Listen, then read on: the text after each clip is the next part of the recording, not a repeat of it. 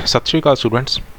Last time ਆਪਾਂ elements ਪੜ੍ਹੇ ਸੀ thermal power plants ਦੇ ਵੀ ਕਿਹੜੇ ਜਿਹੜੇ ਐਲੀਮੈਂਟਸ ਹੁੰਦੇ ਆ ਉਹ ਆਪਾਂ ਯੂਜ਼ ਕਰਦੇ ਆ ਥਰਮਲ ਪਾਵਰ ਪਲਾਂਟ 'ਚ। ਲਾਈਕ ਬੋਇਲਰ ਸੀ, ਸੁਪਰ ਹੀਟਰ ਸੀ, ਇਕੋਨੋਮਾਈਜ਼ਰ ਸੀ, ਏਅਰ ਪ੍ਰੀ ਹੀਟਰ ਸੀ, ਦੈਨ ਕੰਡੈਂਸਰ ਸੀ ਅਤੇ ਕੂਲਿੰਗ ਟਾਵਰ ਸੀ, ਉਸ ਦੇ ਨਾਲ ਟਰਬਾਈਨ ਵੀ ਸੀ। ਸੋ ਜਿਹੜੀ ਮੇਰੀ ਐਫੀਸ਼ੀਐਂਸੀ ਹੁੰਦੀ ਨਾ ਬੇਸਿਕਲੀ ਥਰਮਲ ਪਾਵਰ ਪਲਾਂਟ ਦੀ ਜੇ ਮੈਂ ਗੱਲ ਕਰਾਂ ਤਾਂ ਇਹ ਟੋਟਲੀ ਡਿਪੈਂਡ ਕਰਦੀ ਆ ਬੋਇਲਰ ਦੇ ਉੱਪਰ, ਟਰਬਾਈਨ ਦੇ ਉੱਪਰ ਅਤੇ ਕੰਡੈਂਸਰ ਦੇ ਉੱਪਰ। ਸੋ ਜੇ ਤਾਂ ਮੇਰੀ ਇਹ ਚੀਜ਼ਾਂ ਜਿਹੜੀਆਂ ਸਹੀ ਤਰੀਕੇ ਨਾਲ ਵਰਕ ਕਰਦੀਆਂ ਤਾਂ ਐਫੀਸ਼ੀਐਂਸੀ ਜਿਹੜੀ ਆ ਵਧੀਆ ਹੋਊਗੀ, ਅਦਰਵਾਈਜ਼ ਕੀ ਆ ਐਫੀਸ਼ੀਐਂਸੀ ਇੰਨੀ ਵਧੀਆ ਨਹੀਂ ਹੋਊਗੀ। ਸੋ ਜਿਹੜਾ ਮੇਰਾ ਥਰਮਲ ਪਾਵਰ ਪਲਾਂਟ ਹੁੰਦਾ ਨਾ ਇਹਦੇ ਵਿੱਚ ਜੇ ਮੰਨ ਲਓ ਮੈਂ ਹੁਣ ਇਕੱਲਾ ਬੋਇਲਰ ਹੀ ਯੂਜ਼ ਕਰਦਾ, ਬਾਕੀ ਜਿਹੜੇ ਆਪਣੇ ਹੋ ਗਏ super heater, economiser, air pre heater ਇਹ ਨਾ ਯੂਜ਼ ਕਰਾਂ ਤਾਂ ਕੀ ਹੋਊਗਾ, ਜਿਹੜਾ ਮੇਰਾ ਬੋਇਲਰ ਆ ਉਹਦੇ ਵਿੱਚ ਆਪਾਂ ਆਪਣਾ ਹੀਟ ਪ੍ਰੋਡਿਊਸ ਕੀਤੀ ਆ, ਕੋਲ ਨੂੰ ਬਰਨ ਕੀਤਾ, ਉਸ ਤੋਂ ਬਾਅਦ ਜਿਹੜੀਆਂ ਫਲੂ ਗੈਸਿਸ ਬਣੀਆਂ ਉਹ ਫਲੂ ਗੈਸਿਸ ਜਿਹੜੀਆਂ ਆ ਹੁਣ ਉਹ ਕੀ ਹੋ ਜਾਣੀਆਂ, ਯੂਟੀਲਾਈਜ਼ ਨਹੀਂ ਕਰ ਸਕਦੇ ਉਹਨਾਂ ਨੂੰ ਆਪਾਂ। ਜਿੰਨੀਆਂ ਬਣੀਆਂ ਉਹ ਆਪਾਂ ਕੀਤੀਆਂ ਐਟਮੋਸਫੇਅਰ ਦੇ ਵਿੱਚ ਸਿੱਧੀਆਂ ਛੱਡ ਦੇਣੀਆਂ, ਠੀਕ ਆ। ਸੋ ਐਫੀਸ਼ੀਐਂਸੀ ਥੋੜ੍ਹੀ ਜਿਹੀ ਇਨਕਰੀਜ਼ ਹੋਵੇ, ਇਸੇ ਕਰਕੇ ਆਪਾਂ ਜਿਹੜਾ ਹੈ ਨਾ ਇਕੋਨੋਮਾਈਜ਼ਰ, ਸੁਪਰ ਹੀਟਰ ਅਤੇ ਏਅਰ ਪ੍ਰੀ ਹੀਟਰ ਜਿਹੜਾ ਹੁੰਦਾ ਇਹਨਾਂ ਨੂੰ ਆਪਾਂ ਯੂਜ਼ ਕਰਦੇ ਹਾਂ, ਜਿਹੜੇ ਕਿ ਬੋਇਲਰ ਦੀ ਐਫੀਸ਼ੀਐਂਸੀ ਨੂੰ ਥੋੜ੍ਹਾ ਜਿਹਾ ਵਧਾਉਂਦੇ ਆ। ਅਤੇ ਬੋਇਲਰ ਦੀ ਐਫੀਸ਼ੀਐਂਸੀ ਵਧੂਗੀ ਤਾਂ ਓਵਰਆਲ ਐਫੀਸ਼ੀਐਂਸੀ ਵੀ ਓਬਵੀਅਸਲੀ ਗੱਲਾਂ ਇਨਕਰੀਜ਼ ਹੋਊਗੀ। ਸੋ ਇਕੋਨੋਮਾਈਜ਼ਰ ਤੁਹਾਨੂੰ ਦੱਸਿਆ ਸੀ ਕਿੰਨੀ ਇਨਕਰੀਜ਼ ਕਰਦਾ, 10 ਤੋਂ 12% ਜਿਹੜਾ ਹੈ ਨਾ ਐਫੀਸ਼ੀਐਂਸੀ ਜਿਹੜੀ ਆ ਉਹ ਇਨਕਰੀਜ਼ ਕਰਦਾ ਬੋਇਲਰ ਦੀ। ਕਿੱਦਾਂ ਇਨਕਰੀਜ਼ ਕਰਦਾ? ਫਿਊਲ ਨੂੰ ਸੇਵ ਕਰਕੇ।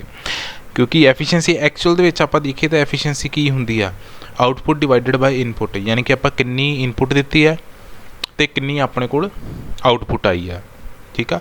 ਇਹ ਐਫੀਸ਼ੀਐਂਸੀ ਹੁੰਦੀ ਆ ਆਪਣੇ ਕਿਸੇ ਵੀ ਸਿਸਟਮ ਦੀ ਹੋਵੇ, ਭਾਵੇਂ ਕਿਸੇ ਹਿਊਮਨ ਬੀਇੰਗ ਦੀ ਵੀ ਐਫੀਸ਼ੀਐਂਸੀ ਦੀ ਗੱਲ ਕਰੀਏ ਤਾਂ ਉਹ ਇਹੀ ਹੁੰਦੀ ਆ ਕਿ ਕਿੰਨੀ ਆਪਾਂ ਉਹਨੂੰ ਇਨਪੁੱਟ ਦਿੱਤੀ ਅਤੇ ਕਿੰਨੀ ਆਪਣੇ ਕੋਲ ਕੀ ਆ ਆਊਟਪੁੱਟ ਆਈ। ਸੋ ਇਹ ਹੁੰਦੀ ਆ ਐਫੀਸ਼ੀਐਂਸੀ। ਸੋ ਹੁਣ ਜਿਹੜਾ ਆਪਣਾ ਥਰਮਲ ਪਾਵਰ ਪਲਾਂਟ ਆ ਇਹਦੇ ਵਿੱਚ ਇਨਪੁੱਟ ਕੀ ਆ, ਆਪਾਂ ਕੋਲ, ਵਾਟਰ ਅਤੇ ਏਅਰ ਹੀ ਦੇ ਰਹੇ ਹਾਂ, ਠੀਕ ਆ। ਸੋ ਜਿੰਨੀ ਆਪਾਂ ਇਨਪੁੱਟ ਦੇ ਰਹੇ ਹਾਂ ਉਹਨੂੰ, ਉਸ ਹਿਸਾਬ ਨਾਲ ਆਪਾਂ ਨੂੰ ਜਿਹੜੀ ਆਊਟਪੁੱਟ ਨਹੀਂ ਮਿਲਦੀ। ਕਿਉਂ ਨਹੀਂ ਮਿਲਦੀ? ਉਹਦੀ ਵਜ੍ਹਾ ਹੈਗੀ ਹੈ ਜਿਹੜੀ ਬੋਇਲਰ ਦੇ ਵਿੱਚ ਹੀਟ ਹੁੰਦੀ ਹੈ ਨਾ ਉਹਨੂੰ ਆਪਾਂ ਸਹੀ ਤਰੀਕੇ ਨਾਲ ਕੀ ਆ ਯੂਟੀਲਾਈਜ਼ ਨਹੀਂ ਕਰ ਪਾਉਂਦੇ।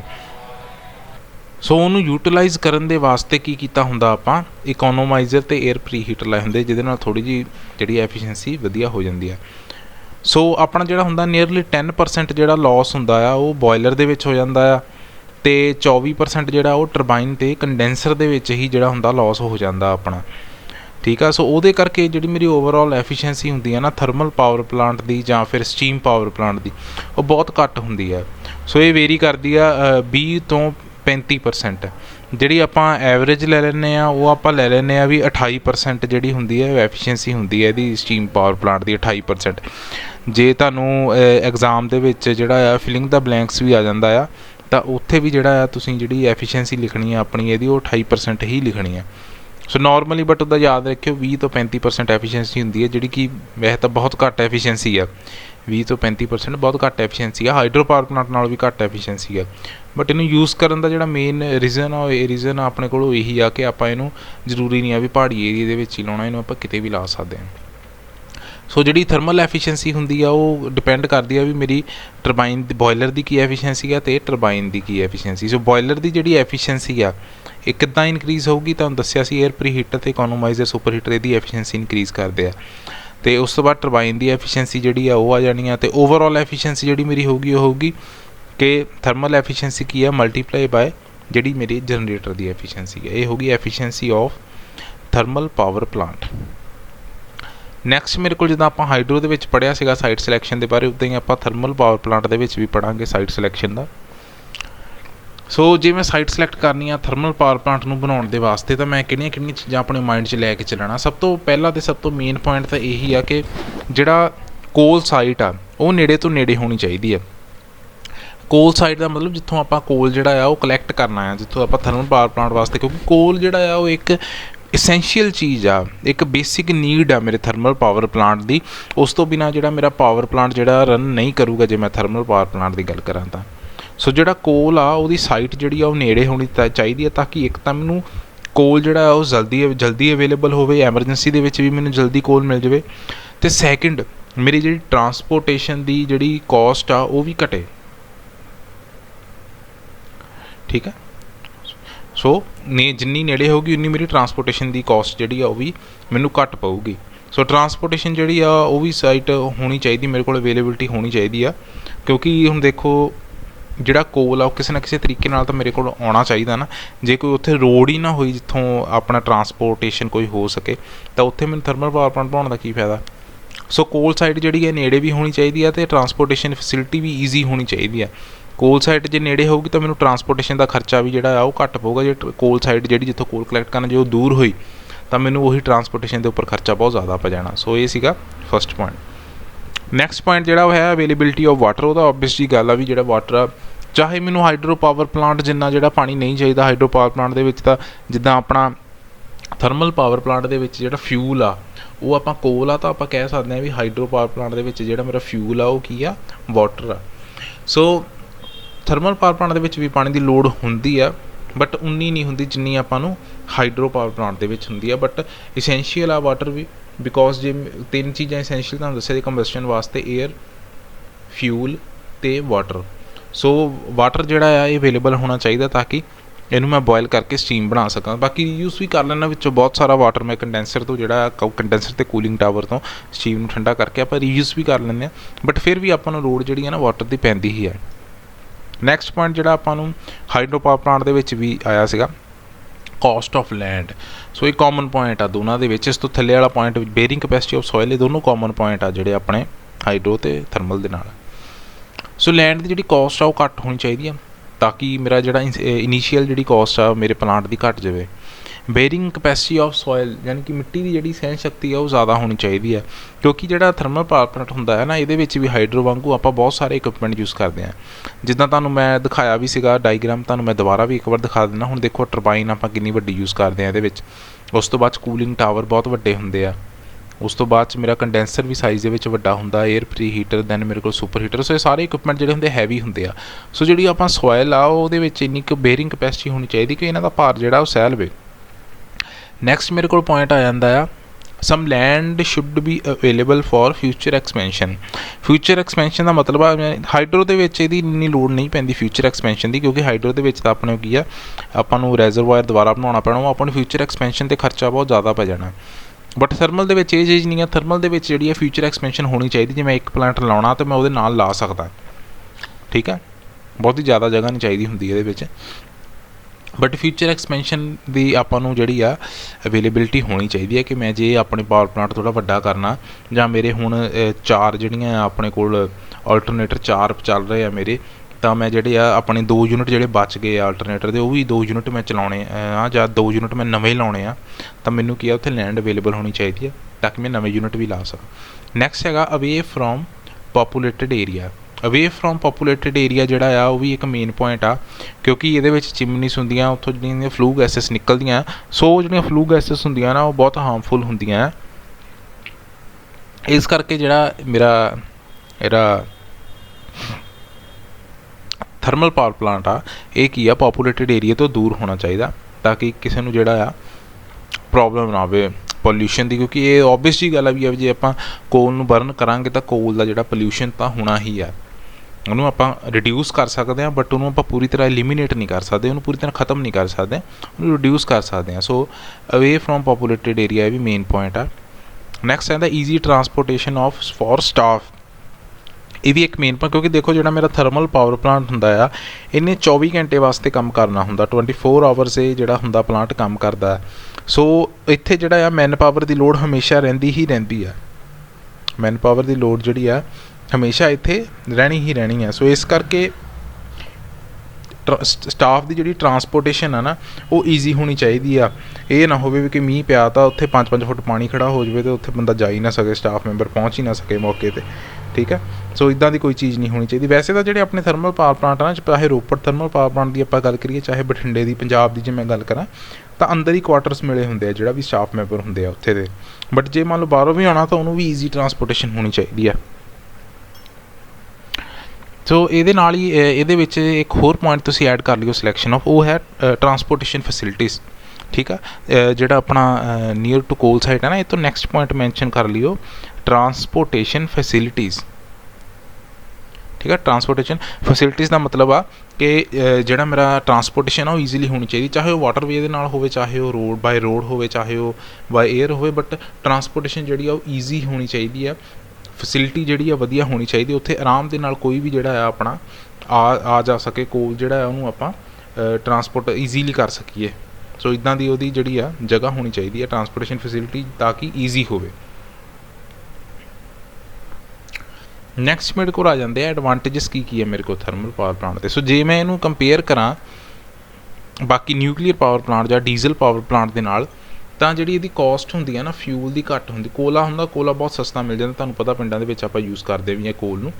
ਸੋ ਕੋਲ ਬਹੁਤ ਸਸਤਾ ਹੁੰਦਾ, ਇਸ ਕਰਕੇ ਆਪਾਂ ਨੂੰ ਜਿਹੜੀ ਇਹਦੀ ਕੋਸਟ ਹੁੰਦੀ ਹੈ ਨਾ ਬਹੁਤ ਘੱਟ ਪੈਂਦੀ ਹੈ ਫਿਊਲ ਦੀ। ਫਿਊਲ ਇਹਦਾ ਹੁੰਦਾ ਬੜਾ ਸਸਤਾ ਹੁੰਦਾ। ਨੈਕਸਟ ਆਉਂਦਾ ਲੈਸ ਇਨੀਸ਼ੀਅਲ ਕੋਸਟ। ਸੋ ਜੇ ਆਪਾਂ ਹਾਈਡਰੋ ਪਾਵਰ ਪਲਾਂਟ ਨਾਲ ਕੰਪੇਅਰ ਕਰੀਏ ਤਾਂ ਉਹਦੀ ਇਨੀਸ਼ੀਅਲ ਕੋਸਟ ਬਹੁਤ ਸੀਗੀ, ਬਿਕੋਜ਼ ਉੱਥੇ ਡੈਮ ਬਣਾਉਣਾ ਹੁੰਦਾ ਸੀਗਾ, ਫਿਰ ਉਹ ਹੁੰਦੇ ਵੀ ਹਿੱਲੀ ਏਰੀਆ 'ਚ ਸੀ, ਇਸ ਕਰਕੇ ਆਪਾਂ ਨੂੰ ਟਰਾਂਸਪੋਰਟੇਸ਼ਨ ਦੀ ਕੋਸਟ ਵੀ ਬਹੁਤ ਪੈਂਦੀ ਸੀਗੀ, ਮੈਨ ਪਾਵਰ ਉੱਥੇ ਲੈ ਕੇ ਜਾਣਾ, ਕੰਮ ਕਰਵਾਉਣਾ। ਸੋ ਉਹਦੇ ਕਰਕੇ ਟੋਟਲ ਇਨੀਸ਼ੀਅਲ ਕੋਸਟ ਜਿਹੜੀ ਸੀ ਵੱਧ ਜਾਂਦੀ। ਬਟ ਥਰਮਲ ਪਾਵਰ ਪਲਾਂਟ ਜਿਹੜਾ ਉਹ ਆਪਾਂ ਹਿੱਲੀ ਏਰੀਆ ਤੋਂ ਦੂਰ ਵੀ ਲਾ ਸਕਦੇ ਹਾਂ, ਠੀਕ ਹੈ ਨਾ, ਜਿੱਥੇ ਆਪਣਾ ਅਰਬਨ ਏਰੀਆ ਦੇ ਨੇੜੇ ਵੀ ਕਿਤੇ ਲਾ ਸਕਦੇ ਹਾਂ ਆਪਾਂ। ਸੋ ਇਸ ਕਰਕੇ ਜਿਹੜੀ ਇਹਦੀ ਇਨੀਸ਼ੀਅਲ ਕੋਸਟ ਹੁੰਦੀ ਨਾ ਉਹ ਵੀ ਘੱਟ ਜਾਂਦੀ ਹੈ। ਵੈਸੇ ਵੀ ਇਹਦੇ ਵਿੱਚ ਕੋਈ ਬਹੁਤ ਜ਼ਿਆਦਾ ਸਿਵਲ ਵਰਕ ਨਹੀਂ ਹੁੰਦਾ, ਇਹ 'ਚ ਇੰਜੀਨੀਅਰਿੰਗ ਦਾ ਜਿਹੜਾ ਹੁੰਦਾ, ਮਕੈਨੀਕਲ ਵਰਕ ਜਿਹੜਾ ਹੁੰਦਾ ਥੋੜ੍ਹਾ ਜ਼ਿਆਦਾ ਹੁੰਦਾ ਥਰਮਲ ਪਾਵਰ ਪਲਾਂਟ ਦੇ ਵਿੱਚ। ਸਿਵਲ ਇੰਜੀਨੀਅਰਿੰਗ ਦਾ ਕੋਈ ਇੰਨਾ ਜ਼ਿਆਦਾ ਖਾਸ ਕੰਮ ਨਹੀਂ ਹੁੰਦਾ, ਇਸ ਕਰਕੇ ਵੀ ਜਿਹੜੀ ਇਹਦੀ ਇਨੀਸ਼ੀਅਲ ਕੋਸਟ ਹੁੰਦੀ ਨਾ ਉਹ ਘੱਟ ਜਾਂਦੀ ਹੈ। ਨੈਕਸਟ ਆਉਂਦਾ ਲੈਸ ਜਨਰੇਸ਼ਨ ਕੋਸਟ। ਹੁਣ ਦੇਖੋ ਇਹ ਵੀ ਪੁਆਇੰਟ ਹਾਈਡਰੋ ਦੇ ਨਾਲ ਕੰਪੇਅਰ ਕਰ ਸਕਦੇ ਆ ਤੁਸੀਂ।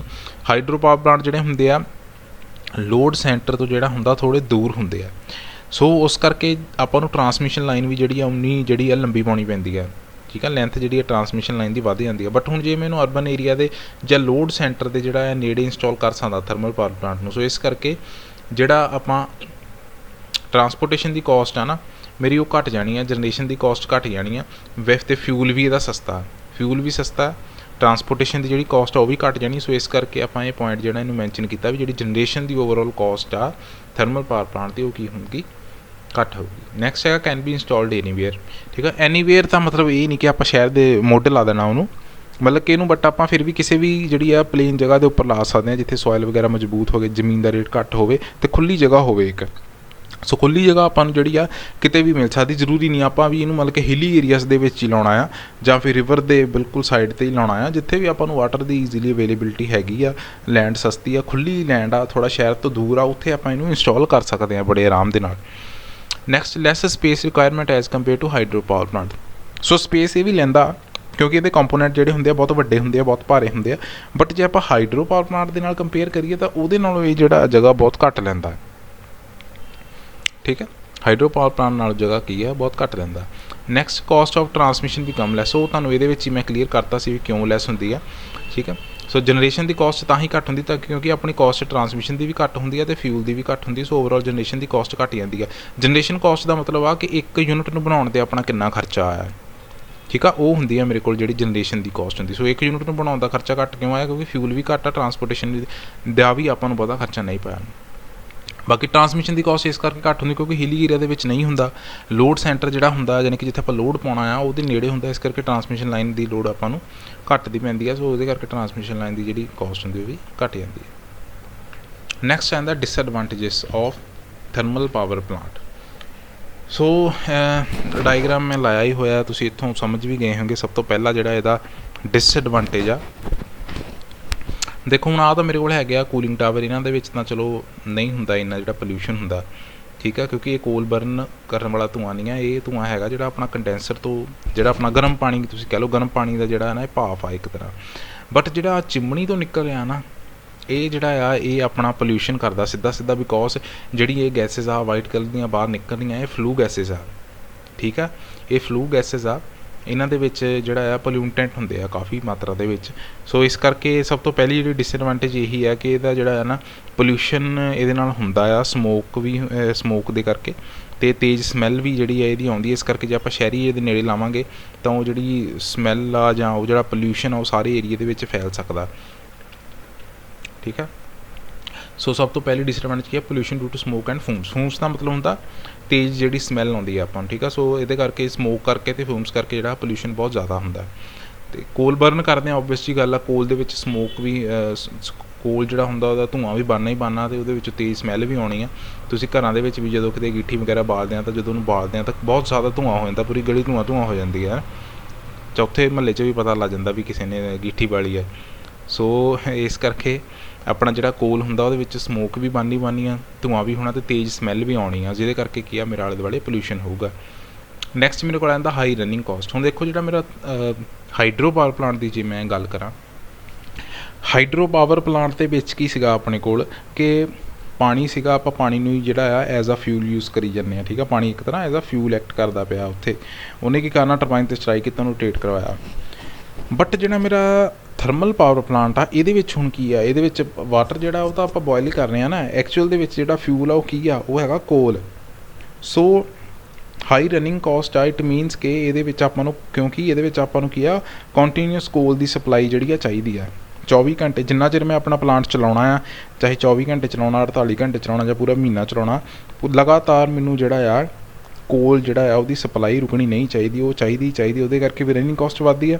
ਸੈਕਿੰਡ ਜਿਹੜਾ ਇਹਦੇ ਵਿੱਚ ਐਲੀਮੈਂਟਸ ਬੜੇ ਜ਼ਿਆਦਾ ਹੁੰਦੇ ਆ, ਕੰਪੋਨੈਂਟ ਬੜੇ ਜ਼ਿਆਦਾ ਹੁੰਦੇ ਆ, ਉਹਨਾਂ ਨੂੰ ਰਿਪੇਅਰ ਕਰਨ ਵਾਸਤੇ ਜਿਹੜਾ ਆ ਆਪਾਂ ਨੂੰ ਮੈਨ ਪਾਵਰ ਵੀ ਚਾਹੀਦੀ ਆ। ਜੇ ਮੰਨ ਲਓ ਬੋਇਲਰ 'ਚ ਕੋਈ ਪ੍ਰੋਬਲਮ ਆ ਗਈ, ਵੈਸੇ ਤਾਂ ਬੋਇਲਰ 'ਚ ਘੱਟ ਆਉਂਦੀ ਆ, ਮੰਨ ਲਓ ਕਿਸੇ ਵੀ ਛੋਟੇ ਤੋਂ ਛੋਟੇ ਐਲੀਮੈਂਟ ਦੇ ਵਿੱਚ ਪ੍ਰੋਬਲਮ ਆ ਗਈ ਤਾਂ ਆਪਾਂ ਨੂੰ ਇੱਕ ਸਪੈਸ਼ਲ ਪਰਸਨ ਰੱਖਣਾ ਪੈਣਾ ਉਹਦੇ ਵਾਸਤੇ। ਠੀਕ ਆ, ਸੋ ਉਹਨੂੰ ਆਪਾਂ ਸੈਲਰੀ ਵੀ ਦੇਵਾਂਗੇ। ਸੋ ਇਸ ਕਰਕੇ ਕੀ ਆ, ਇਹਦੀ ਜਿਹੜੀ ਰਨਿੰਗ ਕੋਸਟ ਹੁੰਦੀ ਆ ਉਹ ਵੀ ਇਨਕਰੀਜ਼ ਹੋ ਜਾਂਦੀ ਹੈ। ਥਰਡ ਆ ਜਾਂਦਾ ਹਾਈ ਮੇਨਟੇਨੈਂਸ ਕੋਸਟ। ਸੋ ਤੁਹਾਨੂੰ ਦੱਸਿਆ ਮੈਂ ਪਹਿਲਾਂ ਹੀ ਹੁਣੀ ਪਿਛਲੇ ਪੁਆਇੰਟ 'ਚ ਦੱਸ ਕੇ ਹਟਿਆ ਕਿ ਜਿਹੜਾ ਥਰਮਲ ਪਾਵਰ ਪਲਾਂਟ ਹੁੰਦਾ ਇਹਦੇ ਵਿੱਚ ਮੇਰੇ ਕੋਲ ਬਹੁਤ ਸਾਰੇ ਕੰਪੋਨੈਂਟ ਹੁੰਦੇ ਆ। ਸੋ ਜਿੰਨੇ ਜ਼ਿਆਦਾ ਕੰਪੋਨੈਂਟ ਹੋਣਗੇ ਉਨੀ ਜ਼ਿਆਦਾ ਉਹਨਾਂ ਦੇ ਵਿੱਚ ਪ੍ਰੋਬਲਮਸ ਆਊਗੀ, ਉਨੀ ਜ਼ਿਆਦਾ ਆਪਾਂ ਨੂੰ ਮੇਨਟੇਨੈਂਸ ਦੀ ਲੋੜ ਪਊਗੀ, ਜਿਹਦੇ ਕਰਕੇ ਮੇਨਟੇਨੈਂਸ ਕੋਸਟ ਜਿਹੜੀ ਆ ਉਹ ਇਨਕਰੀਜ਼ ਹੋ ਜਾਣੀ ਹੈ। ਫੋਰਥ ਪੁਆਇੰਟ ਆਉਂਦਾ ਰਿਕੁਆਇਰ ਮੋਰ ਮੇਨਟੇਨੈਂਸ। ਇਹ ਵੀ ਆਪਸ ਦੇ ਵਿੱਚ ਰਿਲੇਟਡ ਹੀ ਆ ਪੁਆਇੰਟ, ਕਿਉਂਕਿ ਜਿੰਨੇ ਜ਼ਿਆਦਾ ਕੰਪੋਨੈਂਟਸ ਹੋਣਗੇ ਓਬਵੀਅਸਲੀ ਗੱਲ ਉਨੀ ਉਹਨੂੰ ਮੇਨਟੇਨੈਂਸ ਦੀ ਆਪਾਂ ਨੂੰ ਜ਼ਿਆਦਾ ਲੋੜ ਪੈਣੀ ਹੈ।